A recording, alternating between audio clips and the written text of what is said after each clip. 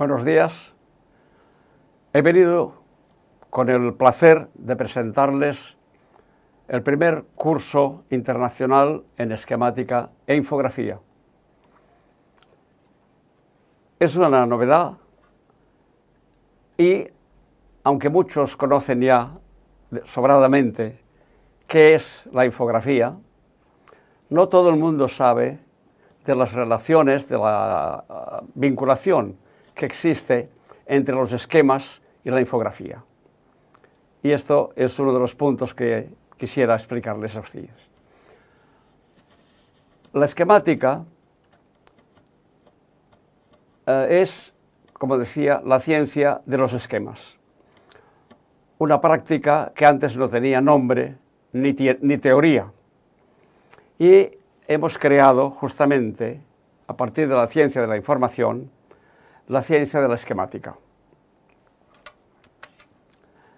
La esquemática es, como ven, un triángulo que está formado por el pensamiento visual, el diseño de información y la infografía. Estos tres elementos fusionados constituyen la esquemática. Es lógico. Primero está el pensamiento visual, la idea, lo que quiero plasmar.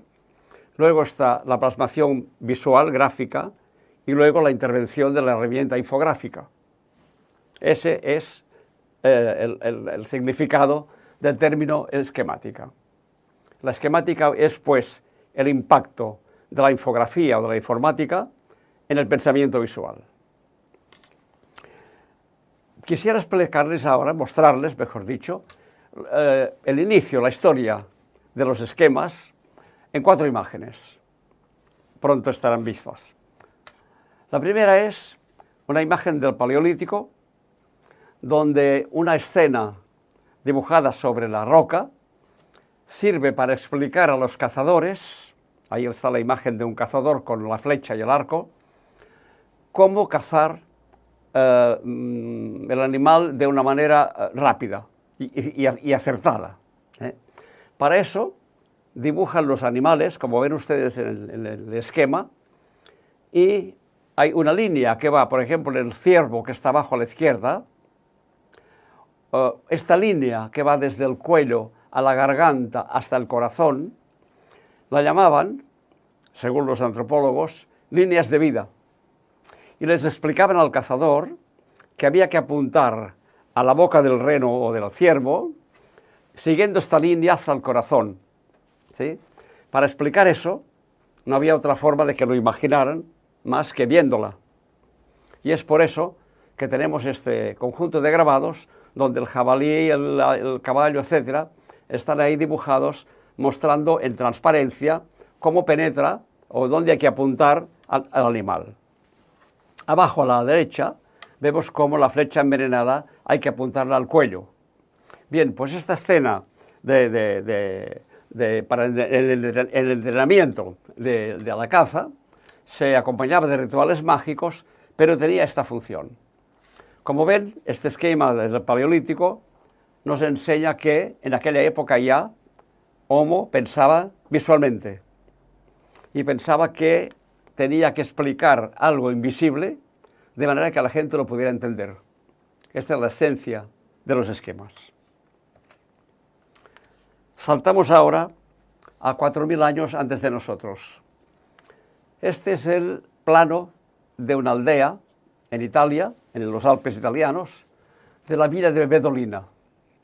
Es una aldea de la Edad del Bronce, donde la gente del pueblo dibujaba sobre las rocas, grababa sobre las rocas, el aspecto que tenía su pueblo. Ahí ven los campos, que son cuadrados, con los puntos, que son los cultivos. Ven los riachuelos, las líneas que circundan los campos y las casas, ven las casas, y en alguna parte se ven animales de trabajo, del campo, y herramientas incluso, una carreta de bueyes.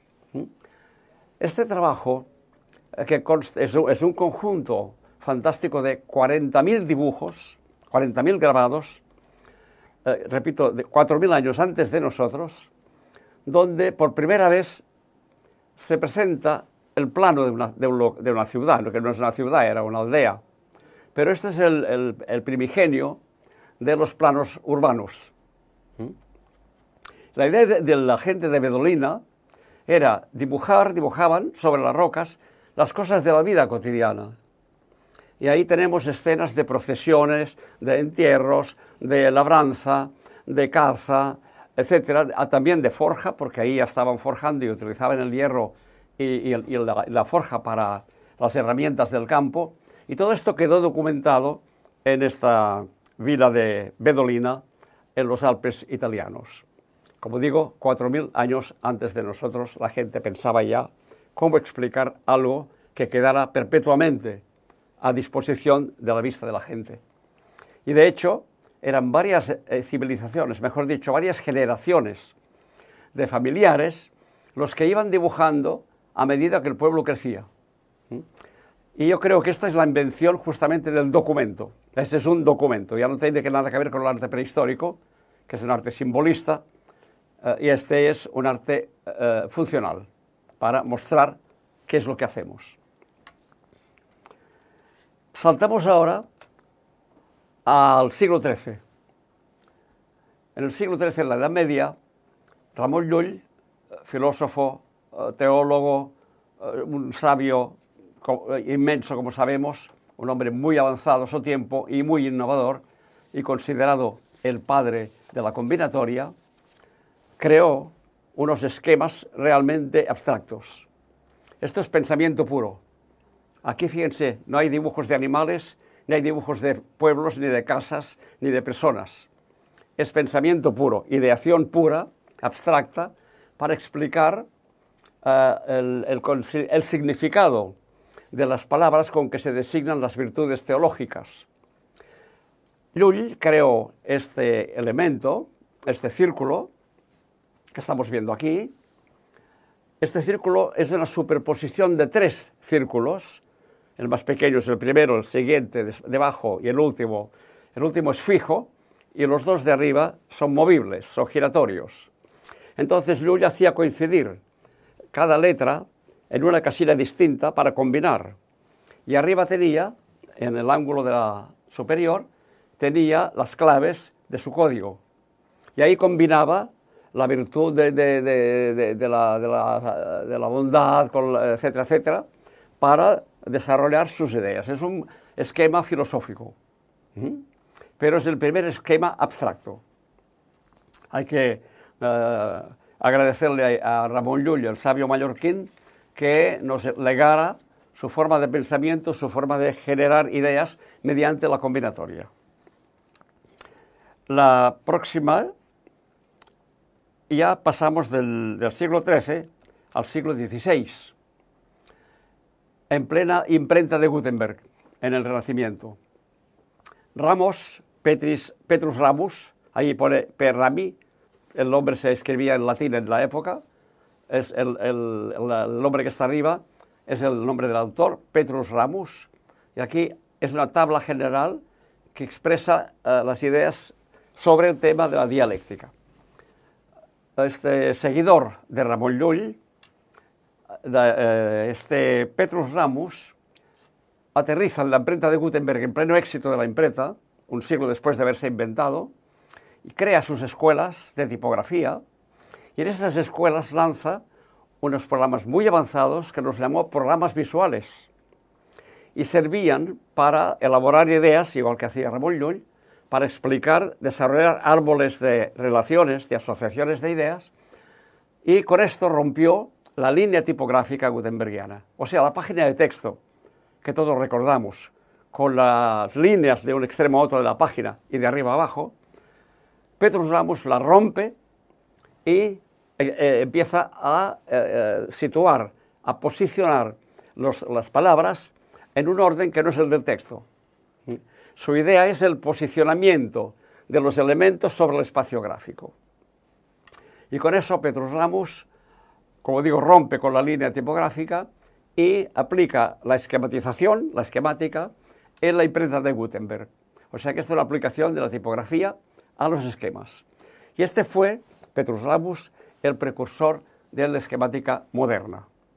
Como ven, esto tiene la forma de un árbol que se desarrolla hacia arriba y hacia abajo, con sus claves, con sus, donde cada extremo tiene una palabra que se asocia con las demás, y esto es una forma de explicar el pensamiento, cómo asocia unas ideas con otras y las ordena.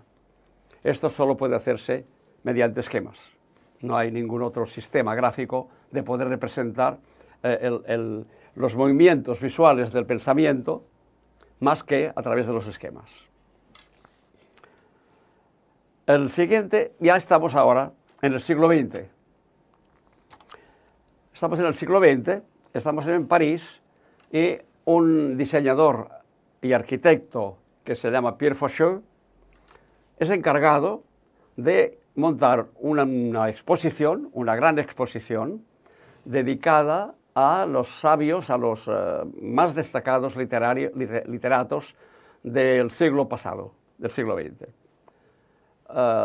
El hombre, como es lógico, visita el local, se lleva los planos, se lleva el material que la Junta había preparado, fotografías, documentos, libros, objetos, etcétera, de los distintos autores, clasificado todo. Ahí tenemos a André Gide, a Paul Valéry, a Colette, etcétera, etcétera.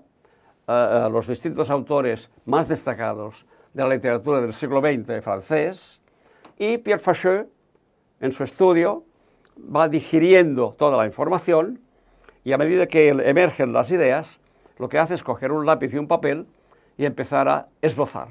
Esto es un esbozo.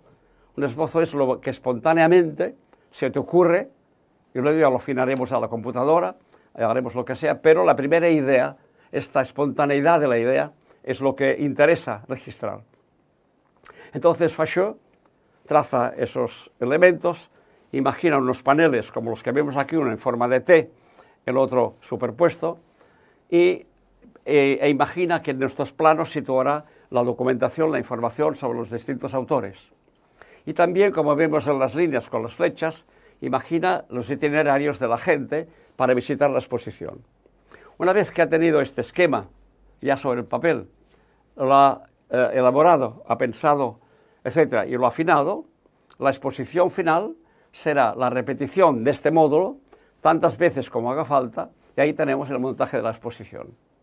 O sea, que un proyecto complejo, como es este, montar una gran exposición para un caso concreto como este, el de la literatura francesa del siglo XX, pasa por imaginar cómo vamos a resolver el problema, y esta forma fluida de pensar y trazar, casi automática, es como la escritura automática de los surrealistas, ¿no? Lo que va emergiendo en el pensamiento lo trazo sobre el papel y estoy viendo lo que pienso. Esta es la función del esquema. Y el esquema, el esbozo, mejor dicho, este esbozo, los esbozos tienen la virtud de desbrozar el camino para seguir pensando y seguir afinando la idea. Hoy podemos ayudarnos de la computadora, por supuesto, pero este hombre así trabajó para crear esa gran exposición. Los esquemas, como sabemos, tienen la capacidad de hacer visibles las informaciones que no podemos ver directamente. Cómo una empresa, una línea aérea, puede explicar al público, a los clientes, a los pasajeros, los vuelos diarios que hay por toda América, por todos los Estados Unidos, perdón, desde México hasta Canadá, y los enlaces con Europa. No hay otro modo de explicar, de dar esta información al público más que con un esquema. Por esto, la compañía aérea busca al diseñador y le encarga, le pasa los datos para que le haga una serie de mapas y planos explicativos de sus vuelos aéreos diarios, ¿no? A todo el mundo. Es un trabajo que necesariamente necesita la colaboración del esquematista.